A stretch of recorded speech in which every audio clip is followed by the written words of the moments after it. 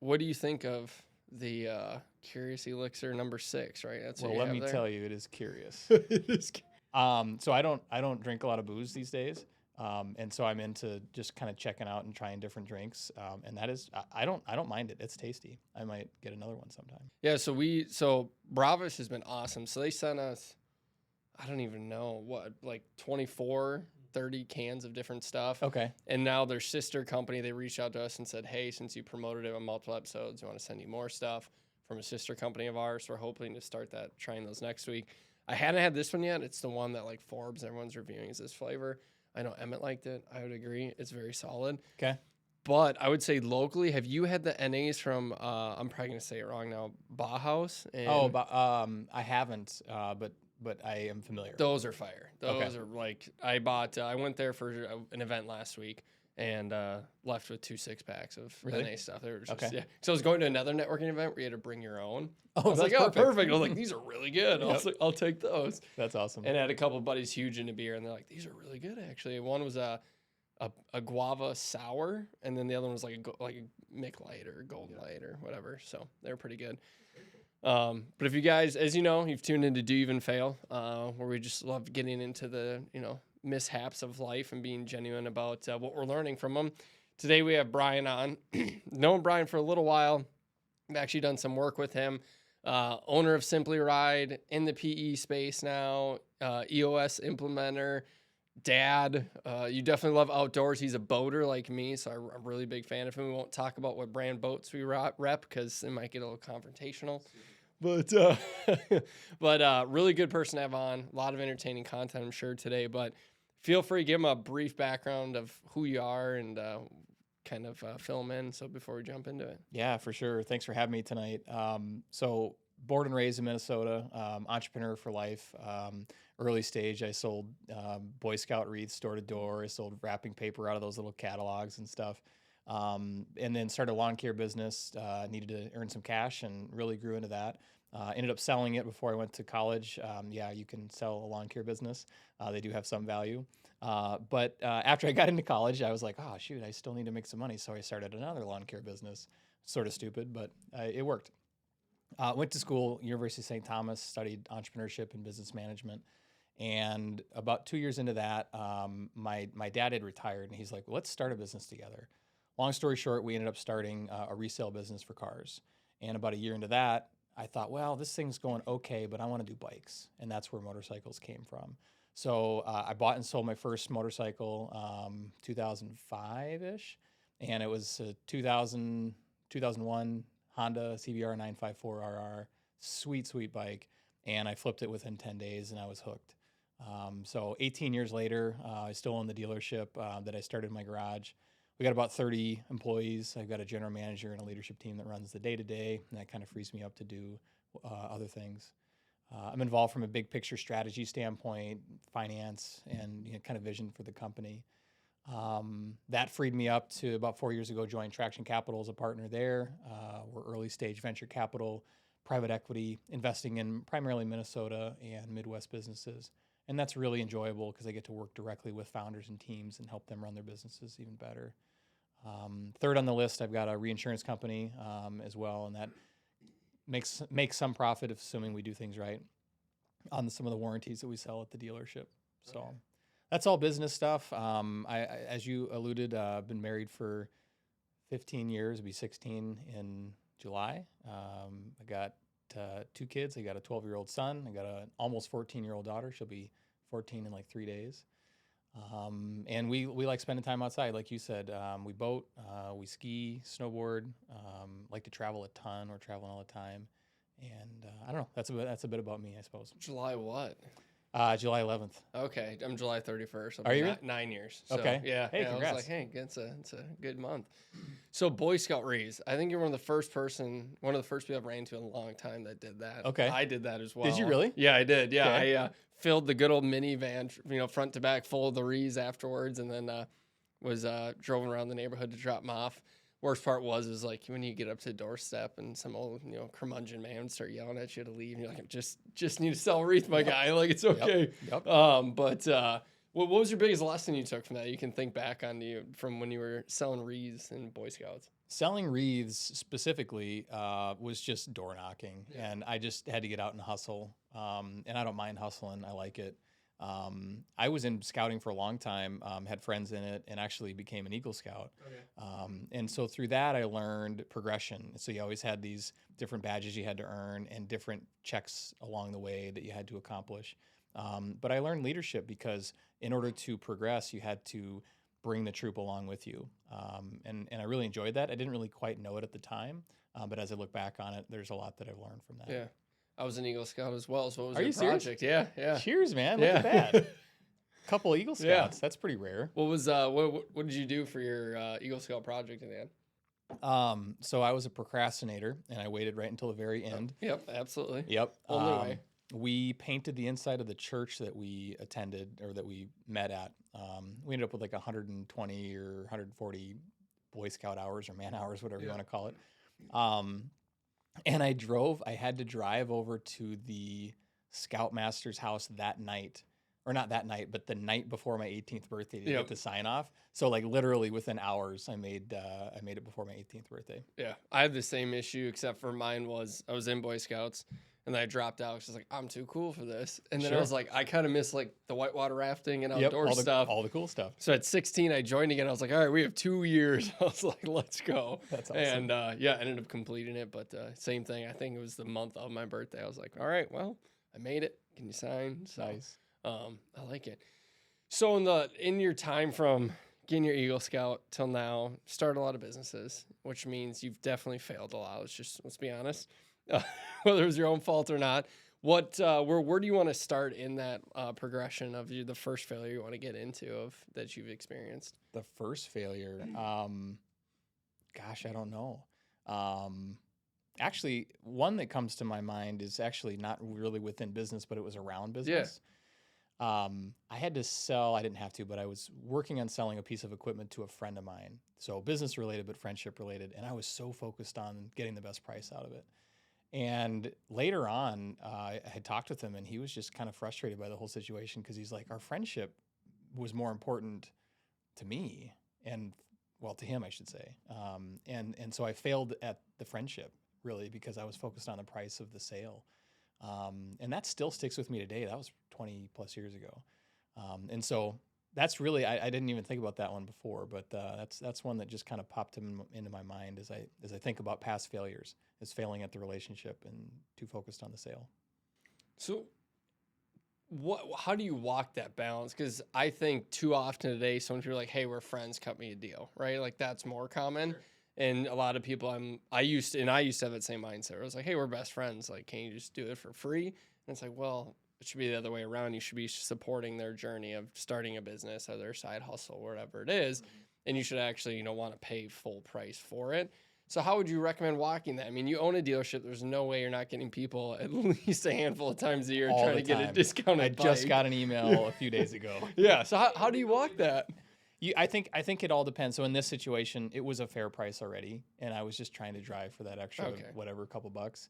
And so now in the dealership setting, I have a cost of goods sold. I've got a margin that I need to meet, and I've got people I got to pay, right?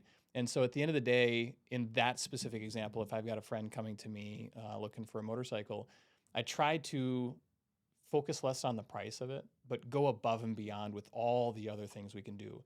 Get the best salesperson to take care of them. Maybe go above and beyond with cleaning it up or going the extra mile to make sure the bike's ready for them. Maybe we deliver it to their house for free and kind of white glove service it. So rather than focusing on price, I try to focus more on the experience, I think would be my shorter answer. Yeah, I would say if I came to you to buy a bike, since we know each other, my expectation would be you wouldn't let me like run off the wrong cliff, right? Like right. That's the only thing. Like the nice part of my world about, in my opinion, of knowing someone in an industry you don't know anything isn't the discount. It's like, oh, it's a lot safer as I step into this world of IT or buying a motorcycle or installing hardwood flooring. You're not on your own where typically. Like last year I had someone who showed up and they looked at my furnace in the basement because it wasn't working and it was like 45 degrees out. First guy comes in, he's looking, he's like, oh yeah, this is rusted out. That you just need to buy a new one. And I'm like, nah, no, not going Not that route. buying that. Call up another guy. They're like $300 fee to come out. I'm like, no. I was like, $300 fee. I was like, okay, call down $300 fee. I was like, all right, fine. So guy comes out. He goes, here's your problem. $1,900 fix. I'm like, there's no way it's one part. I was like, this can't be right. So started calling around again, and then finally got someone on the phone, and I kept trying to convince people, I already have it diagnosed. I don't want to pay your fee to come out again. I just want to pay you to fix it. It was actually Blue Ox heating and whatever. They're like, hey, sure. If it's genuinely that, we'll come out and just charge you. They came out $400. I'm like, that's, in my opinion, that whole progression's days worth of work. Yep. And people should be looking at knowing someone isn't the price that you say. You don't have to deal with that. You can just call them and go, what should I actually be charged with this? All right, thanks. Can you come do it? And I'll write the check and give you a tip for saving me time, right? Yeah, there you go. There you go. Win-win. Yeah, exactly. So any particular failures, because obviously it's the business failure podcast, but we like to talk about life failures as well, because you can't, faceplant one without equally affecting the other. Any specific ones you want to bring up today to talk about for the podcast? Well, so two thoughts. One just want to touch on briefly, and then I want to get a little bit deeper on one. But I got really into real estate in 04, 05, 06. Bought a house a year up until 08. And that was really brutal. I stretched myself super, super thin and dug a massive hole to get out of. And that was something where I was trying to do the right thing and invest and diversify. But I stretched myself way too thin on something I didn't know. And so that was one that I was kind of pondering about sharing, but from a business standpoint, that would probably be one of the hardest lessons to learn. But the one I wanted to focus on tonight is the failure that was business related, but also family related. You and I talked a little bit earlier about it, but I worked a lot in my dealership. You have to as a startup, as a business owner. And, I'm working 60, 70, 80 hours a week, loving it. And I get married, we have a kid, and the wife's like, hey, you gonna come around at all? And I'm like, no, I'm working. I gotta make this income. I gotta plan for a future. Yeah. And I was so focused on the business, like the other example I gave, that I just missed that I was not showing up for my family. And so through, let's call it some conversations, I realized what I needed to do, and I really tried to step up more for my family. But it was delicate because I needed to focus there, but also still focus on this business because that paid our, mortgage, and it paid our food and stuff. So that's kind of the biggest one that comes to my mind, because I still grapple with that today as I juggle business and family and personal and faith and all that. Do you think you can actually have a balance? No, there's no balance to it. But it is a juggle. That's the word that I think about. And so by juggle, what I mean is, I got to work 40 hours or 50 hours a week. Pretty much everybody does, unless you're just independently wealthy. Yeah. And so there's that many hours that I can't spend with my family. Some weeks I have to work more. Other weeks I'm fortunate enough to work less. And then what I do is, in those weeks where I don't have to work as much, or that I know I've worked a lot already, I will force myself to then spend more time on the family, or take a long trip and take 10 days off and just spend it with them. So you're right, it's not a balance. It's not 40 hours each way, but it's an intentionality around it. And that intentionality, I think, is the key. So I know a lot of people talk about work-life balance. And my old podcast I used to have, I told everyone it was a hoax and a scam, and I still believe it is. In being intentional is important, but one thing I still question is, when you talk about intentionality and balance, do you think you're better off in a normal week, working 40 hours and getting home to your family and just keeping like this middle of the road routine? Or is there a benefit of long stretches of grinding and then long stretches of time with family and rotating that way to actually see impact? Because a lot of times when you run down that middle, there can be a lackluster on both sides, it seems. Lukewarm. Yeah.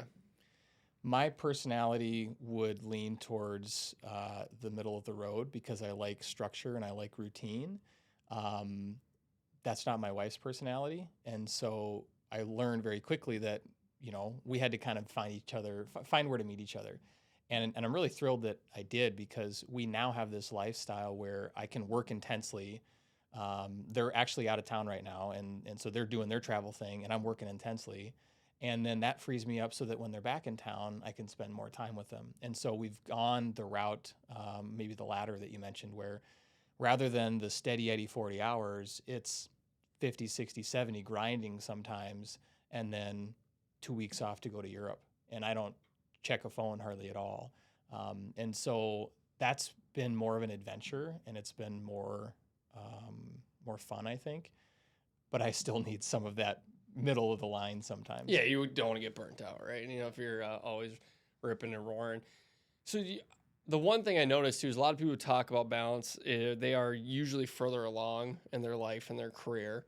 What's your opinion? Would you recommend that? Would you wish you had balance earlier on in your life right away? I think it's a double-edged sword, but I would have wished that I had the balance earlier on. And what I mean by that is that I thought I was doing, and I think I did, for the most part, the right thing, which was focus intently and build a business. You hear about compound interest, and I think I can relate that to my business. I've put the extra effort in early on that then paid the dividends later. But I think I would have, rather than the extremes that I went to, I think I would have maybe instead of working 80 hours, work 60 hours and spend more time with the family and be more intentional earlier on. I think it would have been less of a hard lesson to have learned in the way that I did it. Okay.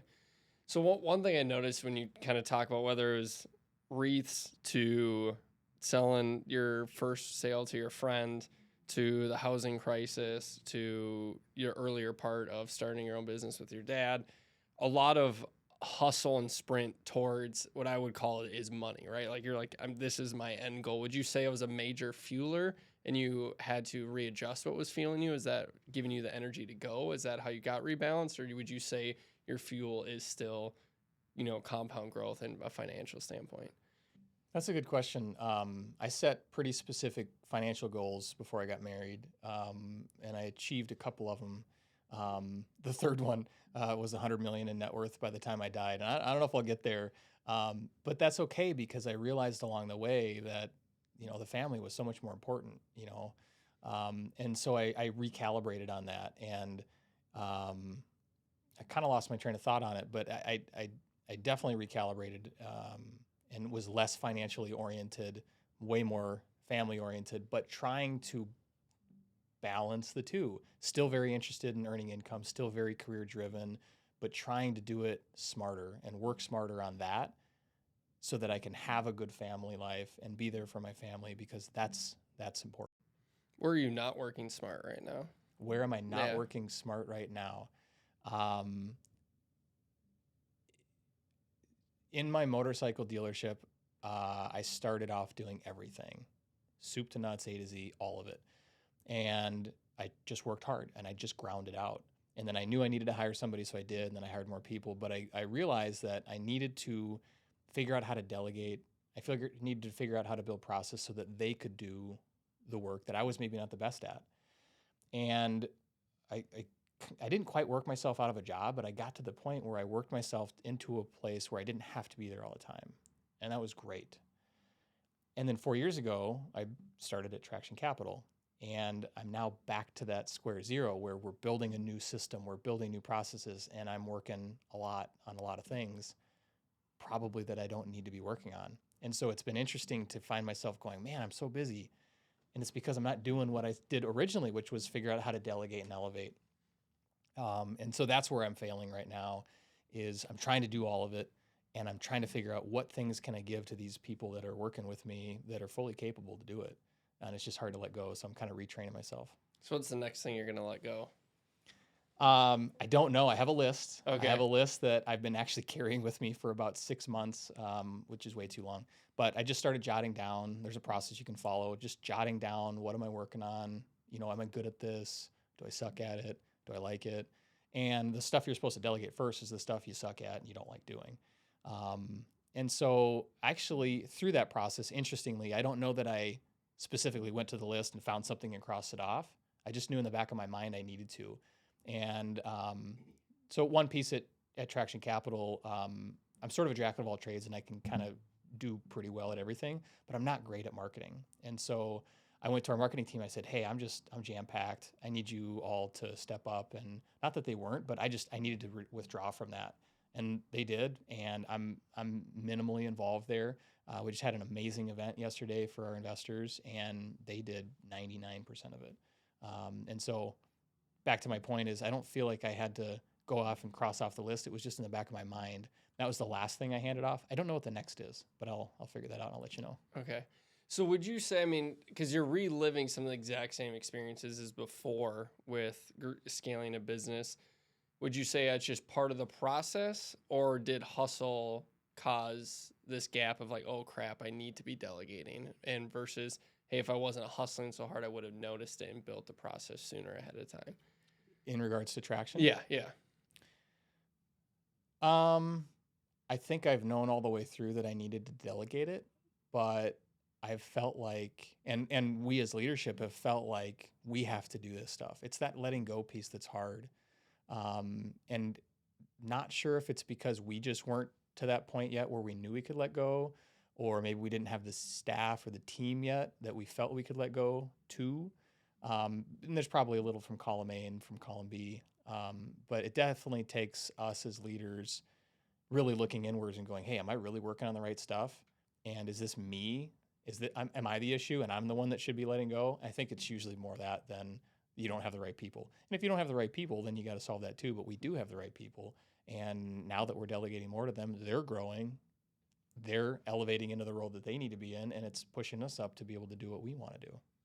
Yeah, it seems it's a pretty common thing, I would say, with someone who's driving the start of a business to usually do it all, right? And then usually not be able to hand it off. But I think what fuels it is different. Some people, it's thinking that they're literally the best at all of it, so they don't need it. It's other people in insecurities of people taking control of it. And then what is that? Where does that leave them in the equation?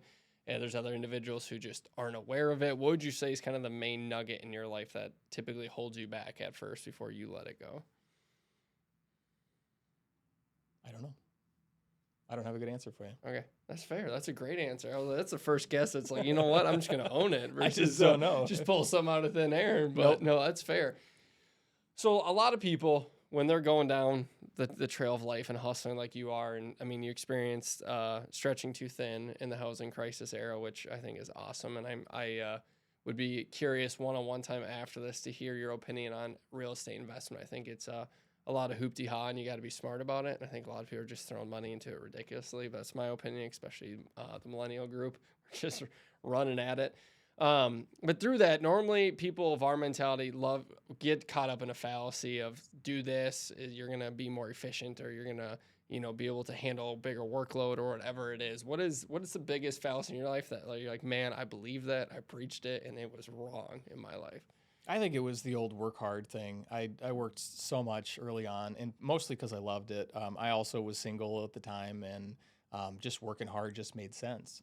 And as I grew, I literally couldn't work any harder than I was. And for the business to scale, I had to move away from that mentality of I can do it all and I just have to work hard, and I needed to work smarter. And so that's when I realized I needed to put people in place that could do it. And hopefully they're doing it better than I could. And a lot of them do. And even if they don't, if I can get them to 70 or 80 or 90% of the way I would want it done, they're going to do it their own way, and it might come out better on the other end. But it also then frees me up to do more of what I'm good at. Would you say in the work hard, like me personally, I used to take a lot of pride in, hey, look how early I got up. Look all this work I did. I worked all day long. Look all these phone calls I took. I answered 180 emails. Like, yeah, which ultimately equals, wow, you really have a pride issue, my guy, right? Like, hey, look how great I am. But it was when I was growing up, it was always, yeah, look how many emails I got today, or look how many hours I worked. That's how the generation before me spoke, and it was like a flag to put in the ground of look how hard I worked. Which to me really, if you go past pride, it's more of an identity thing, that they don't find their identity in anything but the work that they do. So as you moved out of the hustle life, what was that like with your identity, and how did you grapple with that? What did you replace it with as you transitioned? I can relate to what you're saying. Number of hours worked, or days in a row worked, or emails I got out today. And I think what's more impactful is, what did I do today that is impactful? Or did I accomplish what I set out to do? And having more foresight and thought around it. And so what I've started doing recently, actually in the last few years, is, and I don't do it every day. If I'm good, I'll do it twice a week. But really sitting down and thinking about, how did my day go today? What went well, and celebrate that. And then what's my day look like tomorrow, and writing it down. I mean, it's in my phone. All my calendars are in my phone, but I sit and I write it down because then I can see what the day is going to look like. And then I think about the couple, 3, 4 key things I got to do. And it's no longer about crank out 100 emails, although that's important. Yeah. It's about, what did I set out to do? What's the most important thing that I set out to do? And did I accomplish it? Because if I can accomplish 2 or 3 key things for the day, I actually feel way better than I do if I'm cranking out 100 emails. What part, so when you say 2 to 3 key things a day, is there something that you're normally drawn to most frequently that you really like, that makes you feel the most accomplished? Or is it just any general task of priority in the moment? It's really more priority in the moment. And so what I'll do is I'll keep the running list of things I got to work on. I keep, a quarterly list of projects, or rocks we call them, that I'm working on. And so I will always reflect on those. And then I'll take a glance over my email box to see if something urgent came in that's going to take me a lot of time to work on. And so it's more about the importance or maybe the urgency of the task, and a little less about the desire to do the task. However, I will definitely find myself, if I'm, just running and gunning, or if I'm real tired or stressed or something like that, naturally drawn to certain tasks. And I'll just start doing those because they're easiest and the most fun, but maybe they're not the most important. So I'll find myself stopping and redirecting towards the important stuff.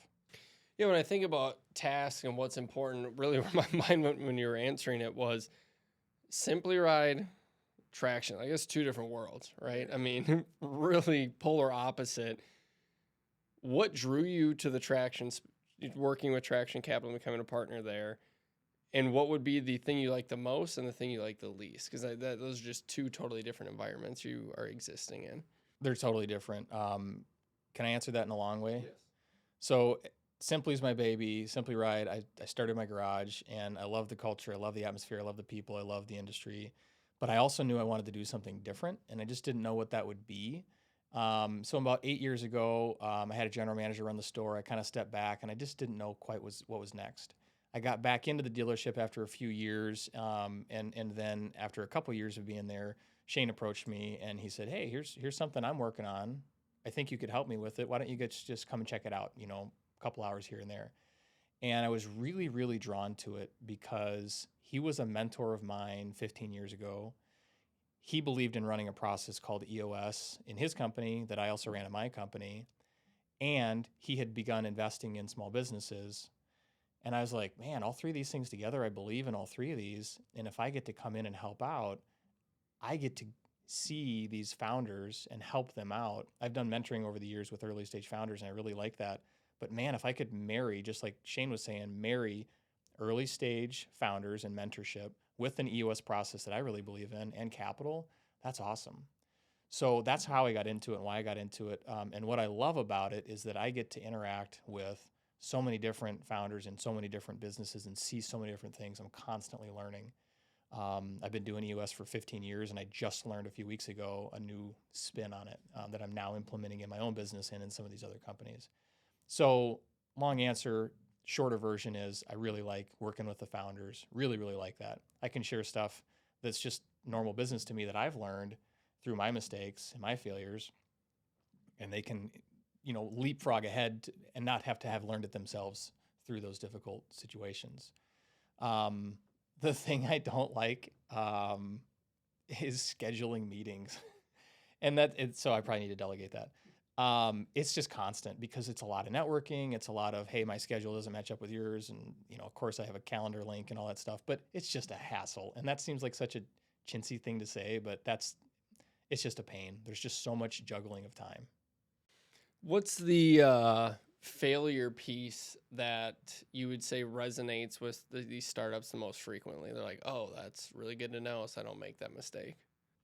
So what is the failure piece? What am I seeing startups failing in the most? Yeah, so you said you share a lot of your own personal failures, mistakes you've made to startups so they don't make the same mistakes and they find it useful and it helps them grow in jumps and leaps and bounds. So what's the most frequent one that you see you need to share with startups that resonates the most? I don't know if there's one specific because every founder is different. You might have one founder, like the first one that comes to my mind is budgeting and finance.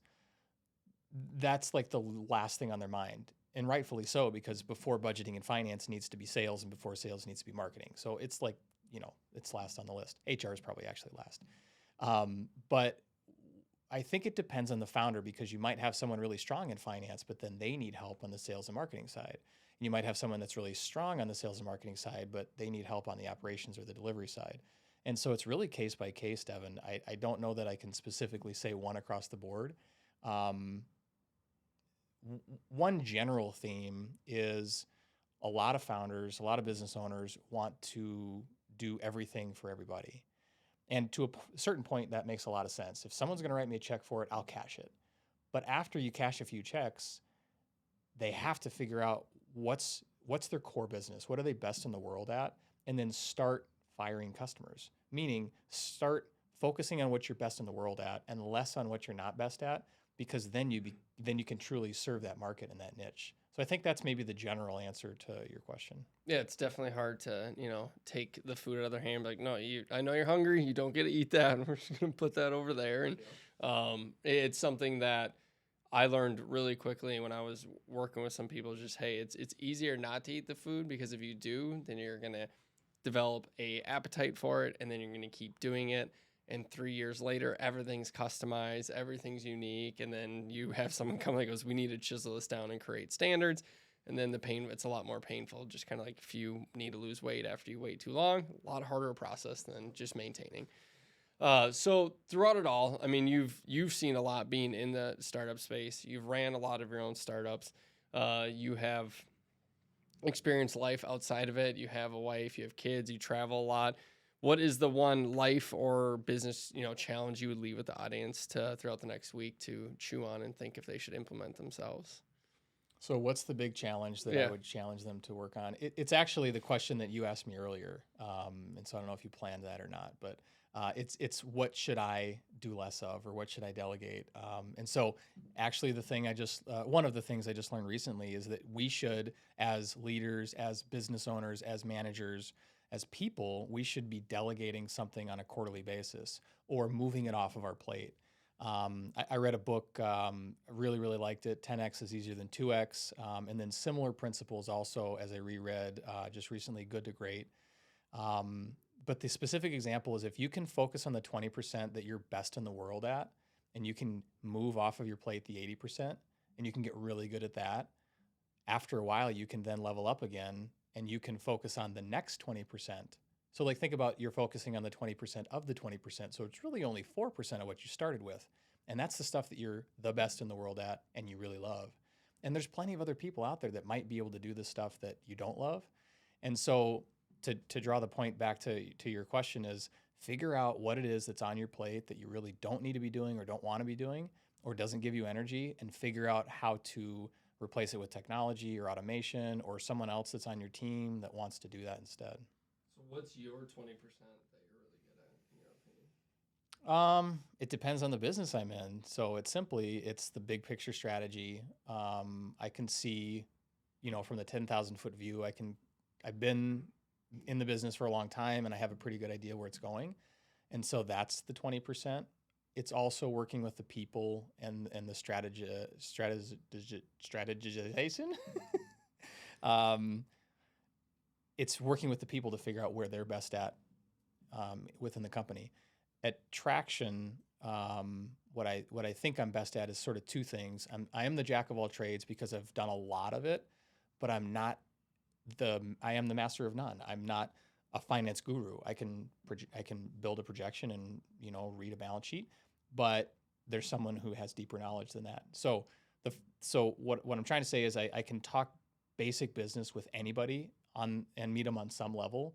But what I'm really, really good at is figuring out process and figuring out, okay, what's next? What's the action that we're going to take out of this really great conversation that we had, at the bar about, what's going to happen next? But the idea or the conversation doesn't go anywhere unless we actually take action. So maybe taking action is maybe a shorter way to answer the question. So I would say when you talk about the principle of the 20%, then another 20, right? They're really saying, hey, what's the one thing you're amazing at? No matter if, in my opinion, if you're car manufacturing to, making rugs to selling beauty products, that if you're set in that situation, you'll still crush at that 4% in the end. So in your mind, as you're continuing to grow, you're able to diversify yourself and experience your abilities in two totally different environments. So in 10 years, what is going to be your 4%, do you think? Gosh, I haven't thought that far ahead yet. So that's a challenge maybe I should work on and figure out what that vision looks like. And so one thought that hit me just in the last few seconds here is that I feel like I'm pretty good at working with people and working through issues with them and trying to bring out the best in them. And I do that in both, I try to do that in both companies. And I've had a few people that have said that I do well at that. And so in 10 years, I'm probably doing more of that where people might have issues and opportunities in their business or in, relationships within their company that I can kind of sit back and hopefully extract out of them or help them come to a next step or a realization so that there's action that they can take, but that they can also not make sure there's not casualties along the way. Yeah, it goes back to one of our first episodes, the whole swim lane thing, right? So many people think of their one area and don't think about your decision, how it ripple effects across an entire ecosystem. But so one thing I have to ask, this whole book thing, okay? A lot of people read books. I read way too many books last year. And I'm on a stance right now that I think we all read way too many books because no one's implementing the 40 books they read last year. Like that is not humanly possible. Right. How many do you read a year? What's your opinion on how many you should read as well? Oh, that's a great question. I'm probably the opposite of what you just said because I've not read enough. Okay. And it's because I was just buried in my business and just head down. And coming out of my business, I was like, oh, I guess I don't know everything. I need to, kind of brush up on this. And so my focus has been, I don't know, I'd probably shoot for maybe 6 a year. I do agree with you, and this is part of why I didn't read a lot of books for a long time, is I can't implement anything or everything out of these 40 books. No. But the crazy part for me is now that I've gotten back in it, and I'm not just inundating myself with it, but I find myself quoting and I find myself mentioning and find myself relating back to these things that I read in this most recent book. So I think, if you read one every couple months or one that was a hot topic for something that you're struggling with, that's probably the better key is like, hey, I really want to brush up my skills on X, Y, and Z. Find a book for that because it's what you're going through currently. I've done that a few times and I found a lot of value in that. Yeah, I would definitely agree with read what you need in the moment, not what someone told you should read because they're really smart and successful. It doesn't mean it's what you need at that exact moment. Right. One thing I'm trying to last year, I read almost a book a week. It was it was dumb. It was like, it was again, one of those moments where you're like, yeah, I know a ton of just random nonsense in my head, but how much did I actually implement? Probably very little. So this year, what I'm doing instead is one book a month, but my goal is to read it twice in the same month. So like the first time I'm a big fan of like a lot of, speed reading, and I started doing that too much last year. So what I do instead is the first read really in depth, read every word, process it. And then normally books like have a theme where the first part of the chapter is like explaining a concept, then there's a story, so it sinks in, and then the end of the chapter is like the summary. So then the second half I speed read it, and it's proven a lot more impactful, and I'm able to remember a lot more of it and actually apply it throughout that period. So we'll see if it works, if 12's still a lot, and some people are like, dude, 12's none. But I saw some guy on LinkedIn. He's like, yeah, I read 80 books last year. I'm like, bro, name so all much. 80 even. Yeah. Like, can you even name the titles? Because I can't even name my 40. Maybe it's a memorization issue. But yeah, so that'd just be my opinion. But I like it. So any book on your docket for the next one you're going to read? I'd have to look at my book list because I can't remember the 80, much less the ones that are coming up. Yes. But I do keep a book list, and it's a mix of something that I saw that's important or that's, on my mind, and a list of, the books that the people who are super successful are like, hey, you should read this. So I do have a book list. I don't know what's up next. I literally just finished Good to Great. And actually, to your point of sort of a process, I have found myself sort of jotting down the cliff notes of a book. So if something really strikes me as pertinent or I feel like it's sort of a main point, I'll jot it down because then I can revisit that and I can, maybe I'm not reading it twice like you are, but I'm still getting the main points after I've read it and I can just kind of revisit it. So that's worked well for me. I'm also big on Audible right now.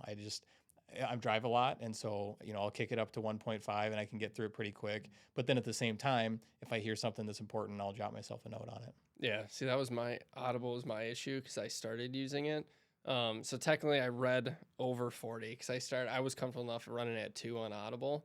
Yeah, and I would 2x, and I was just ripping through them. So I backed down my number to what I actually read. If with Audible is way more, but and because normally you can you get used to it. And a lot of people are like, that's insane. Like you do get used to it. But at the same time, I'm like, that was important. And you're like trying to pause and get back to it. And you're like, that's a bad idea while I'm driving. Two would be a lot. I don't know if I could handle that. 1.5 I can digest super easily. But sometimes I'll get into some content that I'm like, I really need to engage with. And I think one of them I was kind of big on game theory for a minute and just thinking through game theory. And I downloaded a game theory book and I could barely digest it on 1x. It was just, I don't know, just the way that they were talking through stuff. And I don't know, I needed some help on that one, but it was interesting. For the audience, how would you summarize game theory?